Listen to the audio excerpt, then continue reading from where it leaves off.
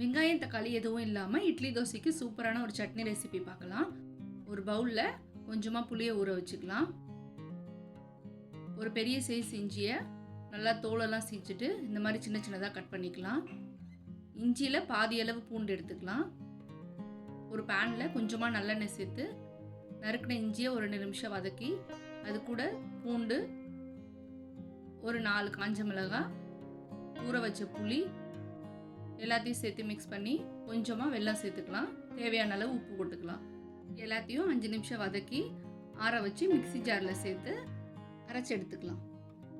தாளிப்புக்கு அதே பேனில் கொஞ்சமாக நல்லெண்ணெய் சேர்த்து கொஞ்சமாக கடுகு, உளுந்து, கொஞ்சம் கடலைப்பருப்பு, 2 வரமிளகாய், பூண்டை தட்டிட்டு அது கூட கருவேப்பிலை, கொஞ்சம் பெருங்காயம் எல்லாத்தையும் சேர்த்து அரைச்ச சட்னியும் சேர்த்து 2 நிமிஷம் கிளறி இறக்குனீங்கன்னா ஹெல்தி அண்ட் டேஸ்டியான இஞ்சி சட்னி ரெடி.